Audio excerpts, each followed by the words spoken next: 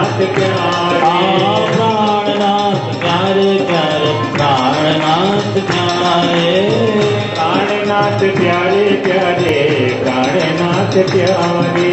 श्री कृष्ण कन्हैया लाल की जय, श्री निजानंद स्वामी की जय, श्री प्राणनाथ प्यारे की जय, श्री महाराजा छत्रसाल की श्री कृष्ण प्रणामी धर्म की अपने अपने गुरुदेव की समस्त सुंदर साथ की।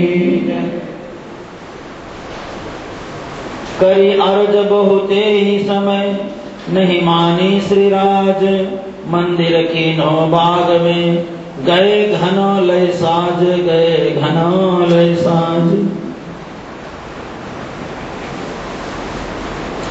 बंद दय कर आपने मंदिर थम्बन माही, कहो कहाँ मैं बरन के आत्म जानत ताही। चित्र लिखे मंदिर विषे जमुना धाम बनाई, सात घाटाक्षर सहित लखे सात उत जाई। श्री गोवर्धन वासना परखी उत ही जाई, कहो तारतम विधि सहित घर लेने बैठाई। जुड़ी मंडली साथ की मंदिर में तीन दिन एक, गौरव जमुना को कहो करके आप विवेक। सुन के सबने यह कही जमुना जाए नहाई, कहे दूर जमुना नहीं इतही देव दिखाई। बोलो श्री प्राणनाथ प्यारे। बंद दय कर आपने प्रणाम। सुंदर सा महान बुद्धि के सागर सदगुरु आदि महामती श्री प्राणनाथ जी के परम शिष्य महाराजा छत्रसाल, जिनके अति प्रिय शिष्य श्री ब्रजभूषण जी महाराज अपनी रसमयी वाणी में समझा रहे हैं। सुंदर साथ जी, कल आपने श्रवण किया सदगुरु श्री देवचंद्र जी महाराज सोचने लगे गृहस्थ के घर में बहुत ज्यादा दिन तक संतों को नहीं रहना चाहिए। जिन्होंने सारा बंधन तोड़ दिया, सारे रिश्ते नाते समाप्त कर दिए, उनको संत कहा जाता है। सदगुरु देवचंद्र जी को तो कोई रिश्ता ही नहीं, कोई संबंध ही नहीं है, कोई जुड़ाव ही नहीं है किसी भी चीज से। उन्होंने सोचा मुझे बहुत ज्यादा समय यहाँ रुकना नहीं चाहिए।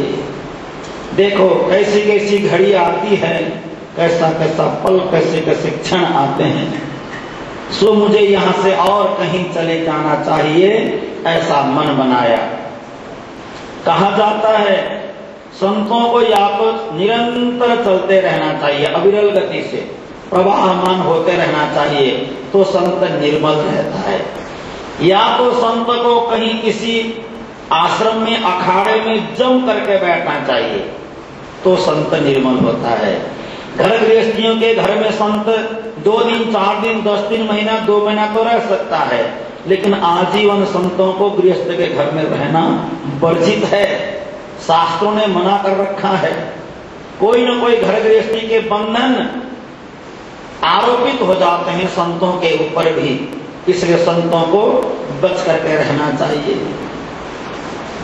सदगुरु श्री देवचंद्र जी ने मन में सोचा मुझे यहाँ ज्यादा दिन तक टिकना अच्छी बात नहीं है, सो चाकला मंदिर को छोड़ करके खेजड़ा मंदिर की ओर जाने का मन बनाया।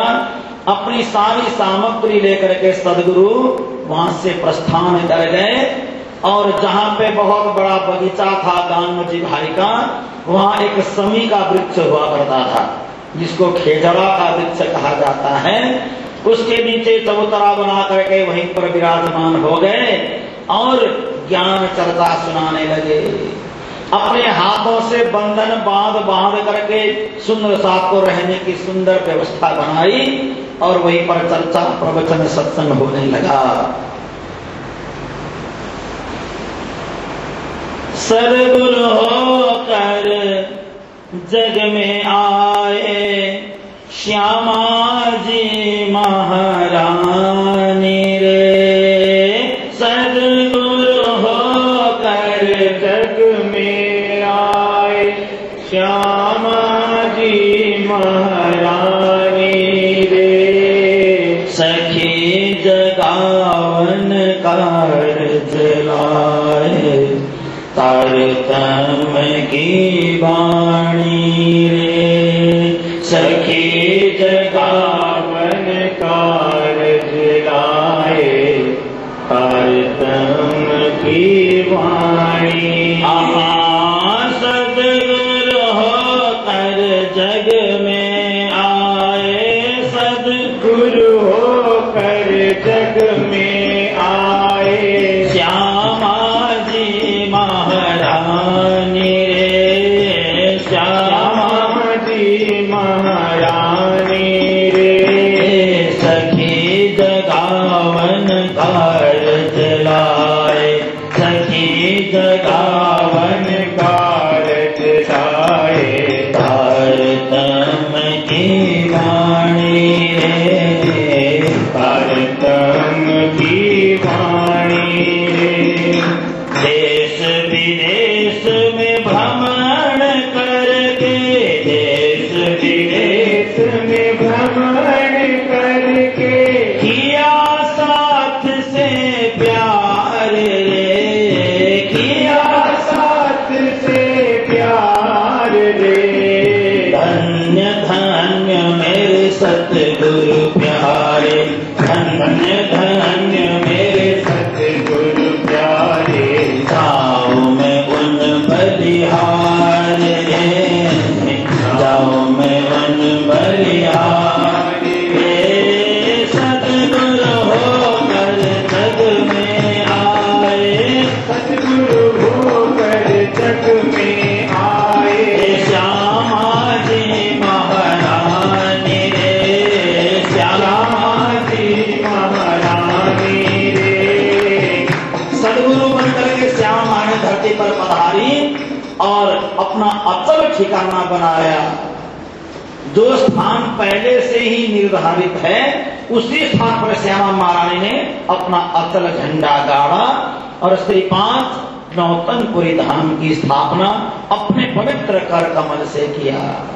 बोलो श्री नौतनपुरी धाम की, श्री सदगुरु महाराज की, समस्त सुंदर साथ की। चित्र लिखे मंदिर विसे जमुना धाम बनाई। अब सदगुरु श्री देवचंद्र जी ने दीवारों पे चित्र लिखना शुरू किया। ये देखो यहाँ से जमुना जी प्रगटी हैं, ये यहाँ पे अक्षरधाम है, यहाँ पे परम धाम है। और देखो जमुना जी कैसे प्रकट हो रही हैं और कैसे जमुना जी बह रही हैं, कैसे जाकर के हौज कोसर ताल में एकाकार हो रही हैं, मिल रही हैं। ऐसी सी बातें बताने लगे तो एक दिन जुरी मंडली साथ की मंदिर में दिन एक गौरव जमुना को कयो करके आप विवेक। एक दिन सदगुरु ने जमुना जी का महत्व बताया। जमुना जी में आचमन करने से भी हम पवित्र हो जाते हैं, स्नान करने से तो राज्य के साक्षात दर्शन हो जाते हैं। जब ऐसी बातें होने लगी तो सुंदर सा कहने लगा, हे गुरु महाराज, जमुना जी का इतना बड़ा महत्व है तो जमुना जी के दर्शन कब होंगे, स्नान हम कब कर पाएंगे उसमें। तो उस समय सदगुरु श्री देवचंद्र जी ने कहा, अभी दर्शन भी करा देता हूं, अभी स्नान भी करा देता हूं। बोलो श्री सदगुरु महाराज। और उन्होंने भीति माहे लई हाथ सो जब ही चले बताए। अरे मेरे लाडले सुंदर साथ जी, अरे मेरे प्यारे प्यारे सुंदर साथ जी, ये रहा, ये जमुना जी का उद्गम स्थल है। यहाँ से देखो जमुना कैसे निकल रही हैं। अपने हाथों से इशारा करके लकीर खींचा तो जमुना जी खल खल खल खल बह चली। बोलो श्री सदगुरु महाराज की। चलियो सु तुरंत प्रवाह उत किनी प्रगट जताई। जमुना जी साक्षात प्रकट हो गई और दीवार में से जमुना जी नीचे गिरने लग गई। गंगा जी को प्रकट करने के लिए भगीरथ ने हजारों साल तपस्या की, हजारों साल, कई पीढ़ी समाप्त हो गए। तब जाकर के गंगा जी आई और भगीरथ के पूर्वजों को तारा। ये प्रसंग भागवत में है।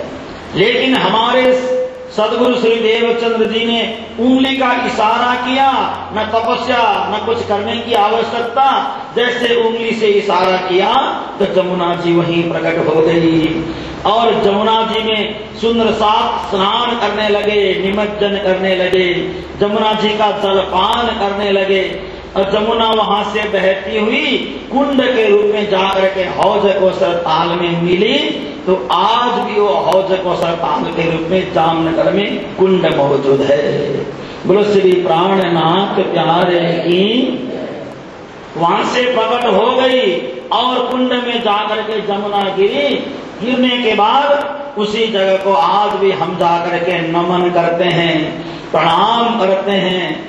सारा जामनगर में जल सूख जाता है, लेकिन उस जमुना जी के उस हौज कौशल के कुंड में जमुना कभी सूखती नहीं है, क्योंकि श्री देवचंद्र जी के उंगली से प्रकट हो गई है, उनके इशारे से प्रकट हो गई है। सब सुंदर साथ में कितने सुंदर रीति से स्नान किया। ऐसे सदगुरु तो हर किसी को मिले, जो बताएं नहीं, जो करके दिखाएं। बताने वाले गुरु दुनिया में बहुत होते हैं। जमुना जी में जाकर स्नान करो भैया, जमुना है कहाँ? श्री देवचंद्र जी कहते हैं यहाँ, ये देखो जमुना प्रत्यक्ष तुम्हारे सामने निर्मल जमुना की धार बह रही है। इस तरह से सदगुरु श्री देवचंद्र जी महाराज सुंदर साथ को बड़ा प्यार बांट रहे हैं, आनंद दे रहे हैं और सारा सुंदर साथ भी बड़ा निमग्न होता है, बड़ा मस्त होता है। और इसी तरह से करते करते और गोवर्धन जी महाराज तो पहले आ ही चुके हैं। गोवर्धन जी महाराज ने तो तारतम मंत्र भी ग्रहण किया। तारतम ग्रहण करने के बाद अब गोवर्धन जी ने नियम बना लिया है, प्रतिदिन सदगुरु श्री देवचंद्र जी के अमृत वचनों को सुनने जाना है। और आकर के सदगुरु देवचंद्र जी के चरणों में गोवर्धन जी ने प्रणाम किया। उसी समय उन्होंने पहचान करके उनको कहा, तुम तो परम धाम की आत्मा हो, अब तुम्हारे द्वारा धीरे धीरे जागने का क्रम आगे बढ़ता जाएगा। यूं कह करके आशीर्वाद दिया और उनको तारतम मंत्र प्रदान किया। जैसे तारतम मंत्र मिला, सारी अंदर की अकड़ियां खुलने लग जाती है, सारे बंधन टूटने लग जाते हैं। इधर तो तारतम मंत्र आप लोग जब लेते हो, गुरु बनाया जाता है, तारतम मंत्र लिया जाता है, तो हमारे यहाँ पे एक पद गाया जाता है, पाय निज नाम